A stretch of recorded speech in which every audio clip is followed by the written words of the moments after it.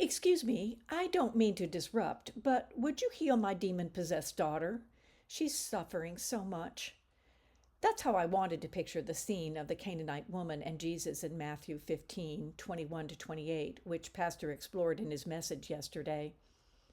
Reading the passage more carefully, I didn't get the sense that she was much of a shrinking violet as she addressed Jesus as Lord, Son of David, and asked for mercy. This from a Gentile, a pagan, a woman, a very persistent woman. To our culturally attuned ears, Jesus' response to this woman seems crass. I was only sent for the lost sheep of Israel, not the likes of you. It's not right to take food from them and toss it to dogs. Ouch. My knee-jerk reactions to hard passages such as this tell me to look closer, because Jesus is God and without sin. He does his Father's will perfectly. So if he came only for the Jews, why is he in Canaan with his disciples? To show that God's plan includes Gentiles, to show the woman's faith as a model, and most of all, to show God's mercy, the crumbs of which no one deserves. We all experience disruptions in life, some understandable, some inexplicable. We all have times when we've desperately sought grace and mercy, peace. But to understand Scripture, we need to ask, who's the disruptive I about to disrupt what and why?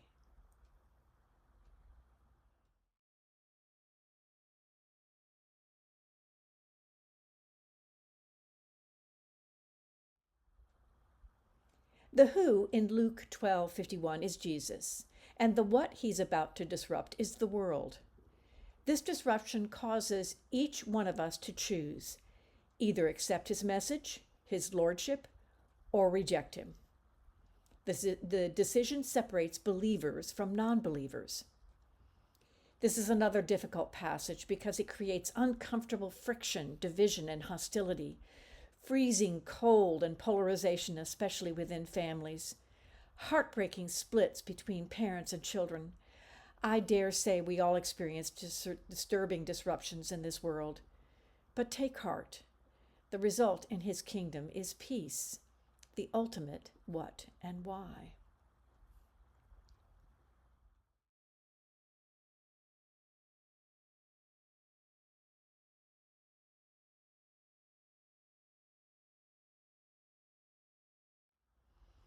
The who in this passage from the prophet Ezekiel is God, and the what is that he's about to disrupt the food and water supply in Jerusalem. Famine is coming due to the military siege. The people of Jerusalem are told to impose strict rationing by weight and measure, indicators of severe scarcity, sips and small bites just to survive. A hard verse to read, yet straightforward. Fear and horror. Why? Because of God's judgment. The people turned away from him by continually breaking his covenant. God only tolerates so much disobedience, and then he passes judgment. This is what we deserve, but also an opportunity for us to confront our sin, turn back to him, and cry for mercy, as the Canaanite woman did.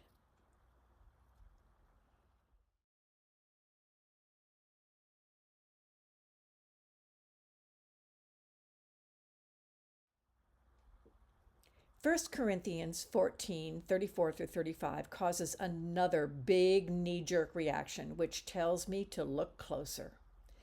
Paul states that women, the who, should not disrupt worship, the what, but remain silent and later, if they have questions, ask their husbands.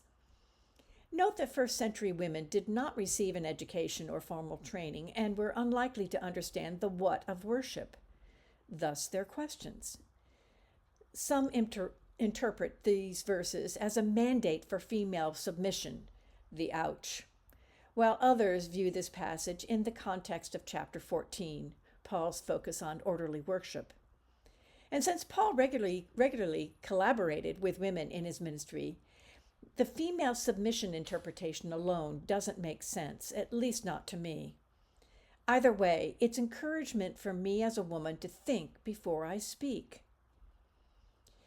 In preparation for this coming year's women's ministry Bible studies and retreat, I've been reading a great deal about feminism and Christian women, most recently True Woman 201 Interior Design, 10 Elements of Biblical Womanhood by Mary Cassian and Nancy DeMoss.